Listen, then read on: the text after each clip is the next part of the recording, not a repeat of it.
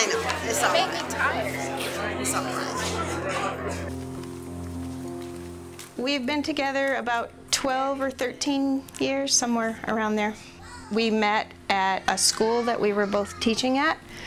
She was the first person that I had been with that was really a kid person.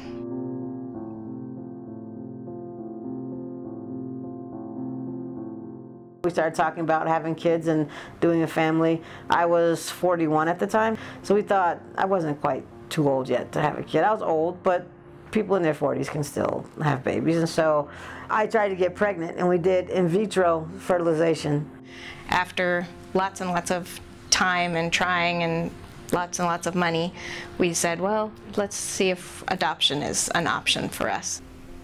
I was never really felt like I needed to have my own children. Some people are very dedicated to that idea. They want to have their own biological children, and for me that never really mattered.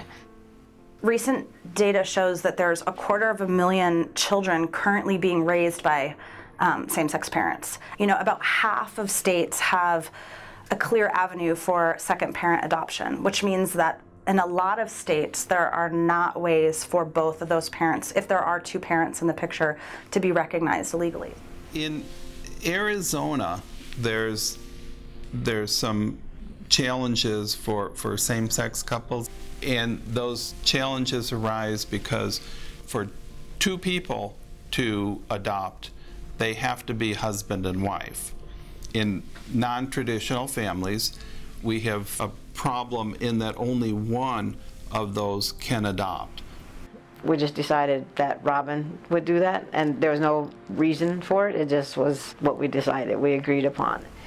Because of that, we had to go and get wills, have everything set out legally so that if something were to happen to me, the kids would be able to stay with Judy, because otherwise, you know, the state would take them, because we're not both legal guardians technically.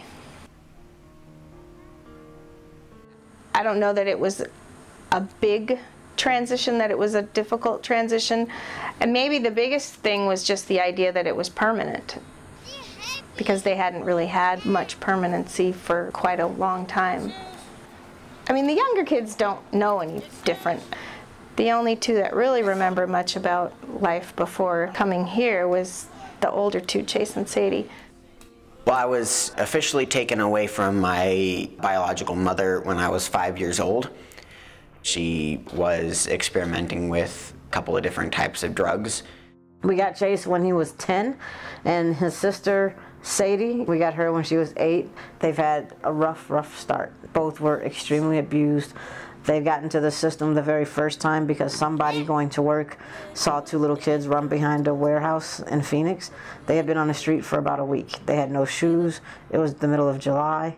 They had no water. They had no food. Mom went to prison for that stint. And at first I was a little worried it was going to be like my previous attempts in foster homes, and we were just going to be put right back into the group home system. But then one day Judy and Robin came and they asked me if I wanted to be adopted instead of just foster. I said yes. I personally have friends who are still in group homes right now, and I know that it is a lot more difficult for them to get a job or to have the financial aid to go to college. When I moved in with Judy and Robin, there's more likelihood that I will be able to access those resources that are available to me. They have always encouraged me to follow my dreams and whatever I would like to do in my life. I think when you're a teacher, you get to see a lot of kids who are in great families and have everything they need, but you also get to see a lot of kids who don't have much. When you see that kind of thing as often as we do, it just makes you really conscious of trying to do everything that I can. I can't tell you the last time I had a brand new pair of shoes, but I also make sure our kids get stuff. We never want our kids to feel the struggles that we feel. So we'll have the late night anxiety talks about how we're going to buy milk tomorrow or whatever the case may be. I think that the main thing drew me in was they said no matter what, they would always love us. That would always be a place to call home. Before I had come to live with Judy and Robin, I just never felt a sense of permanency. They would just always do their best with us no matter what the circumstances were.